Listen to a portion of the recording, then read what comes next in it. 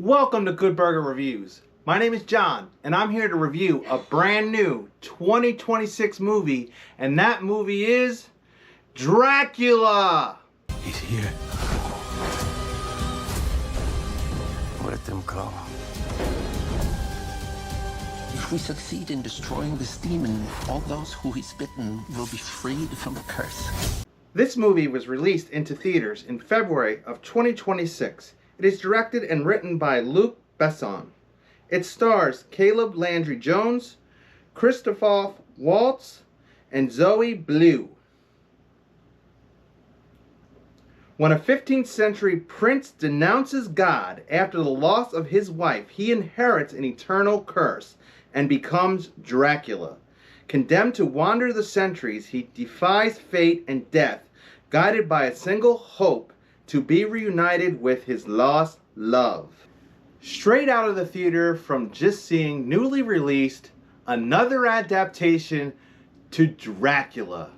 So how does this one gonna stack up to all the adaptations, spin-offs, and everything else, even recently in the last year that I've covered on my channel about Dracula?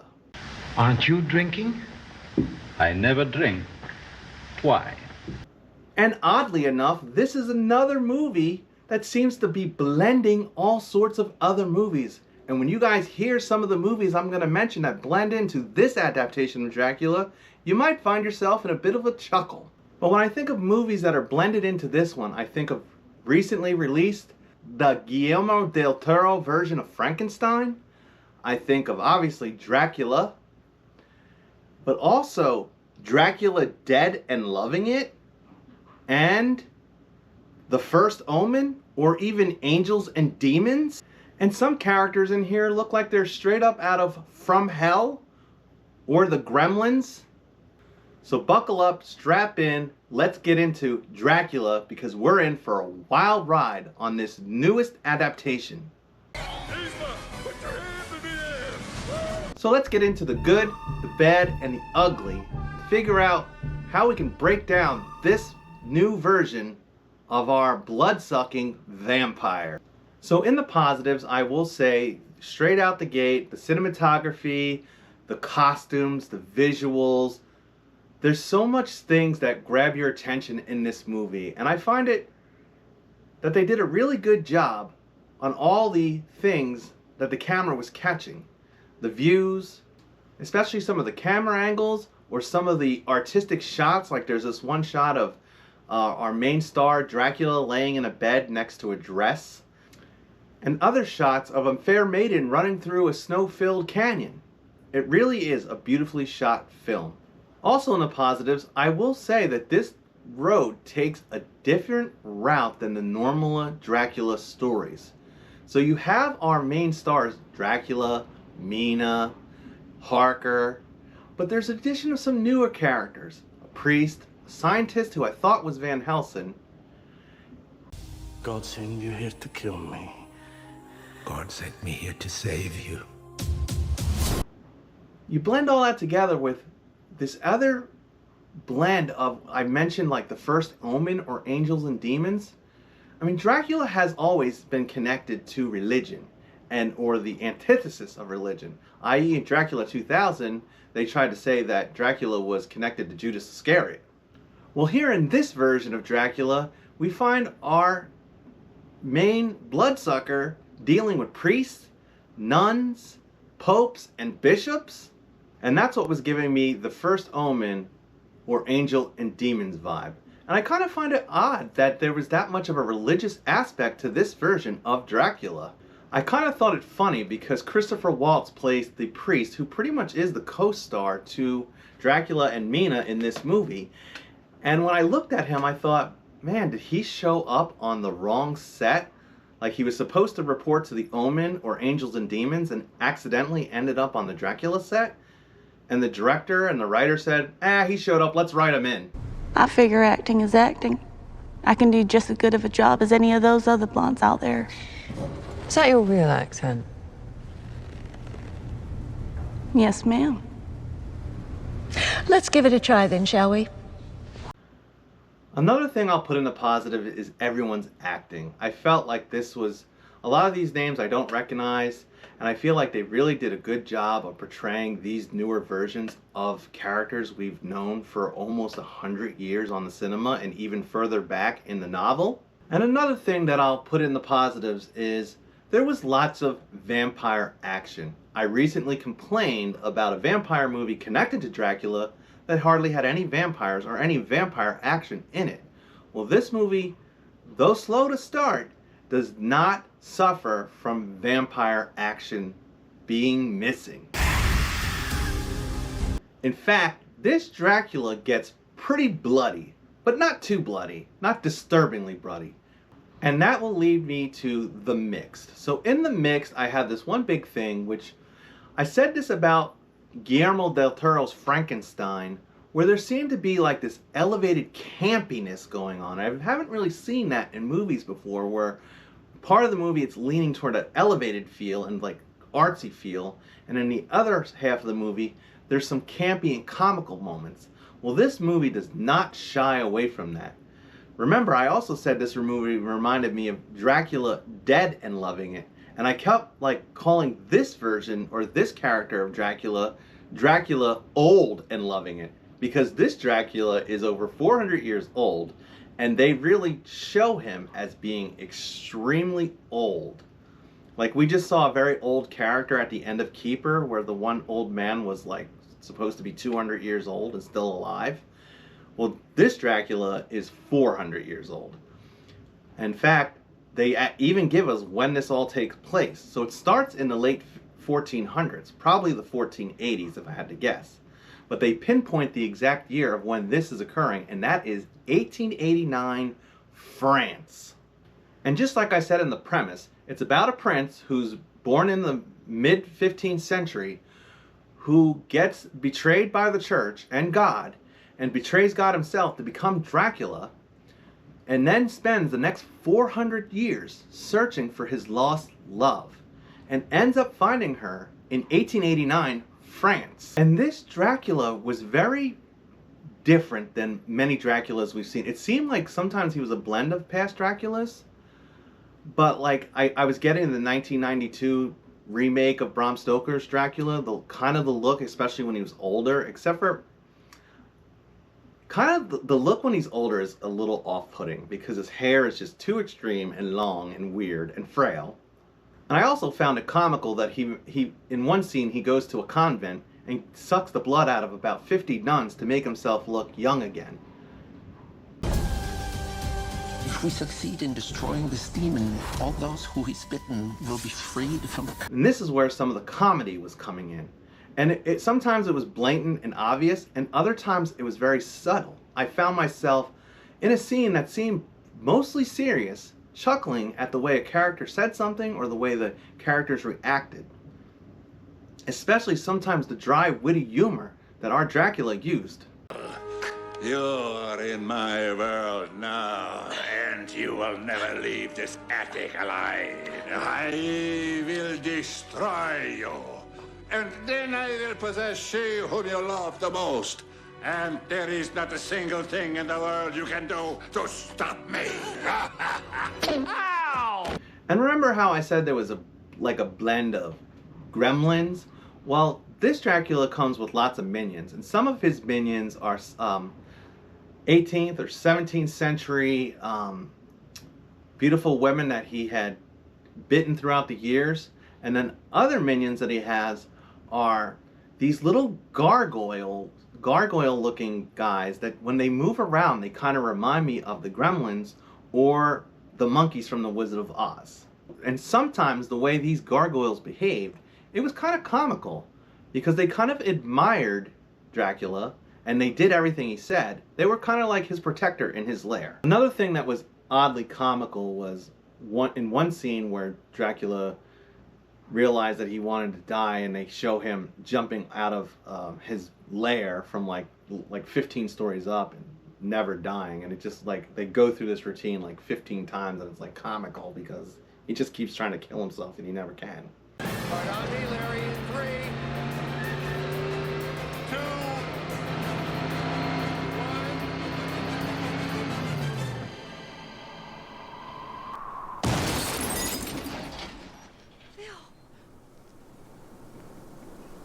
He might be okay.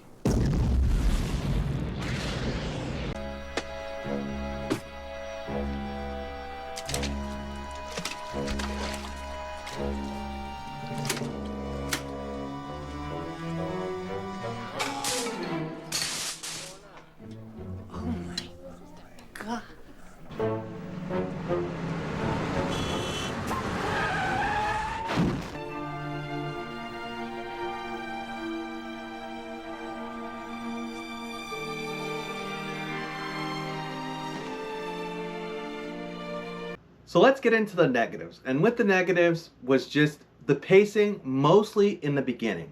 And like I said earlier on, this movie takes a moment to get itself going, because for a while in the beginning I thought, are we going to have another Abraham's Boy? Because I didn't see any vampires, or any Dracula, or anything going on for at least the first 20 minutes, other than knowing that the title of this movie was Dracula, that I was in a vampire movie. But they were getting the story going, laying down all the footwork for what we're about to endure for the second and third act. And the only other thing I'll put in the negatives is I was highly impressed with the cinematography and the visuals overall. But there were a few scenes where I thought, did the budget run out? Because in one scene, a character, I won't say who, dies and turns into ash. And it's very obviously CGI. And I thought, man, this movie seemed to be doing really well in this department, but in this scene, it kind of falls shabby. And there was another visual scene where they do a real far pullback of someone walking in like a canyon, and you see like this Nosferatu-looking castle in the background. I forgot to mention Nosferatu when I was listing all the movies that this movie blends with. There was definitely some Nosferatu moments as well with our Dracula. Before I get into some spoilers, I will say overall this was a fairly good presentation. It takes a while to get used to, but I do recommend seeing it. And if you want to flip forward to my rating, I'll put a timestamp so that you guys can skip the spoilers. But if you don't mind spoilers, or you've already seen the movie, let's get into the details and some of the funnier, scarier, and awesome moments of 2026 Dracula. So the movie starts off with Caleb Landry playing Dracula, and he is like this medieval, mid-15th century, like prince in like armor, ready to battle. It seems to be a wartime. It's definitely during plagues and all this stuff. You know, typical middle of the millennium stuff. And he has his love, and he seems to be pretty high up in the rankings of this, whatever. They don't really get too much into this time frame because, like I said, the opener is kind of relatively short compared to the rest of the movie. But they do establish the fact that he's deeply in love, and he gets into the scene where he finds this bishop. And that's when I realized that we were going, or I wasn't even sure if it was a bishop or maybe a cardinal. It wasn't a pope. And they never really say who he was, or you know how I like to always mention when they get the religious characters wrong in a movie. But since these characters weren't really characterized and they were just there for brief scenes, we'll just say this one was a cardinal. But he's battling with this cardinal, and he says, I want to make sure you keep my wife protected while I'm out battling, and everything will be hunky-dory. And it gets pretty intense between this young lad, who seems to be about 30, and this very old bishop. In fact, he's very physical with him. So physical to the point that it was very creepy. And when he comes back after finding out that they weren't able to protect his fair maiden, he kills the cardinal. And this is what starts his curse of becoming Dracula. And he then promises and pledges that he will find his maiden, because he has this feeling or belief that in reincarnation, and that his fair Elizabeth, or Elizabeth as he was calling her, would come back to him. All he had to do was stay alive long enough to find her. Pure souls can be reincarnated. Since then, I have lived on waiting for her return. Now, I found it odd some of the choices they did as we're flash forwarding through the centuries getting to 1889. We took a stop in 1700, or maybe it had to be the 1700s or maybe the 1600s, where he meets all these fair maidens, and he's found this potion that makes him, like, people become like oddly attracted to him, and then that's how he lures them in and bites and, you know, turns some of them into vampires. And eventually, after 400 years, I guess he had started to give up on the fact that maybe he would never find his maiden because he had let himself go really bad. And that's when we get the old crusty version of this Dracula, the Dracula old and loving it. But then enter Jonathan Harker. Jonathan Harker stumbles onto Dracula, and somehow he gets into his castle, and they have a conversation, and Dracula is going to kill him, or eat him, or I guess drain his blood, whatever he was going to do to him. And Dracula says, "I'll give you one last wish. What's your last wish?" As he's oddly hanging upside down too. I guess he wanted to drain his blood to his brain. I'm not sure what that was all about. And that's where some of the comical parts were coming in. Because the way this was executed, I was chuckling. But Harker says, "I'd love to hear your story." And that's when we get the exposition dump of kind of his journey from 1300 all the way, or from 1400s all the way up to the 1800s. But in their conversation, he realizes that Jonathan Harker is married to, or engaged to, Mina.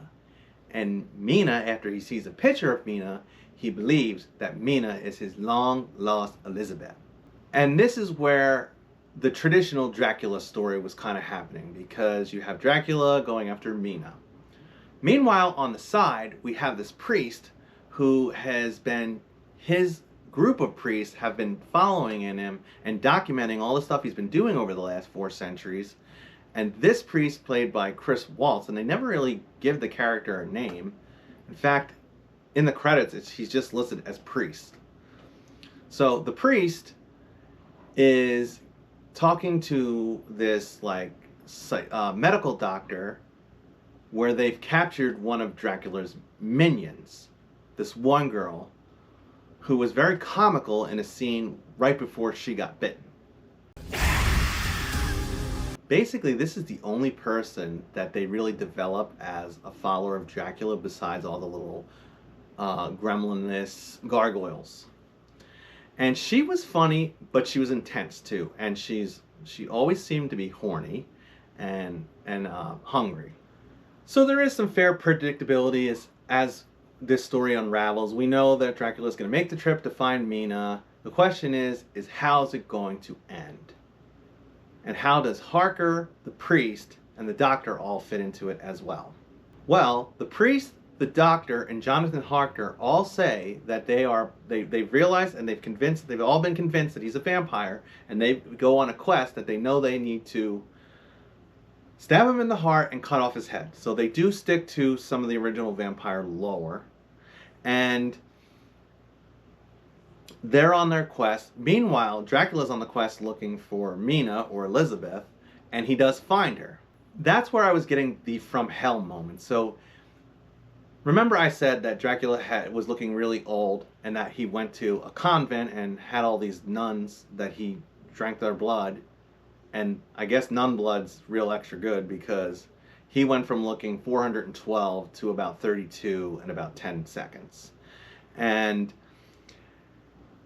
he was now at this fair. And when we see Dracula in the 1889 segments, that's what was reminding me of Jack the Ripper from hell. He just looked like Jack the Ripper, or any of the characters in that time frame. And oddly enough, that is the same time frame of Jack the Ripper, except for Jack the Ripper's in England and this is in France. So he doesn't use the potion that he found in India, and that was another great cinematic scene when he was in India finding this elixir potion. And he doesn't use the potion on the girl, but eventually, after they spend some time together, she starts realizing that maybe she has been reincarnated, and maybe she is the Elizabeth that he's been looking for. And basically that's how it plays out. She falls in love with him, even though she was to be engaged to Harker. So this definitely takes a different route than the original Dracula. For 400 years now, we've been looking for the source. Here you are. He comes to find his princess. Count Dracula. So how does it all wrap up? Well, Mina and Dracula go back to his lair where they plan to live happily ever after. He's going to make her a vampire and then they can both share eternity on Earth together. But then, of course, Harker, the doctor and the priest, show up with an entire army, which I didn't understand how they riled up this army of people so quick. They had looked like Civil War cannons and stuff that they brought along too. And they go into a full-out battle trying to hunt down Dracula at the end. So this movie definitely has some action. Centuries ago, I asked God for one favor. I will fight in his name, but I ask him to spare my wife. He took my princess. Tell your God that until he brings me back my wife, my life no longer belongs to him. So in all the battling, Priest ends up confronting Dracula. And I thought this is where it was a neat, different twist. So instead of it being a real physical battle between the priest and Dracula, it was really a discussion. And the priest basically, in a way, manipulates his love for Mina, or Elizabeth, and saying, well, what you have done is given her the same curse that you've given yourself. And is that what you want to do to the woman you love? And Dracula turns around and looks at Mina, and he doesn't. He doesn't want to give her the same curse. He doesn't want her to deal with he's dealt with for the last 400 years. So in a valiant effort, in a way, for love, he allows the priest to kill him. And of course, the priest, they do it in reverse, because usually you put the stake through the heart and then cut off the head. But this time they cut off the head and then put the stake in the heart. So comically reversed, but no big deal. God sent you here to kill me. God sent me here to save you. And then Harker walks in, finds Mina in the lair, and just looks at her, and she looks at him, and he realizes that she did truly love him. So he just walks away. And then the doctor, I feel like the doctor didn't have much prevalent. I mean, he was the connecting glue of how many of the people met.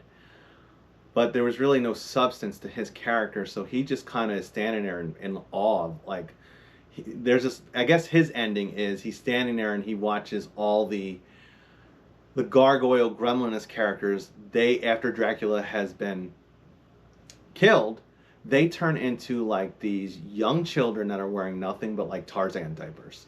And they just and they kind of look like powder too in a way. And they just all march out of the castle and they're all looking up like, where am I? Who am I? What are, and they're like, well, I don't know what these little gargoyles who are now naked children are going to do in 1889 France, but I guess they'll figure it out.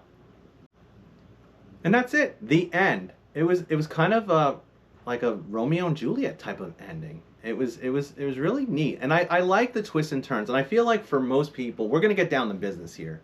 So I feel like for most people, some of the big swings that this movie takes and the different routes that they go, I think some people may not jive with it, because in the beginning I was struggling to jive with the comedy mixed with the seriousness. It goes a different route. At the end of the day, I feel like overall they executed this really well, and I enjoyed it. I was entertained.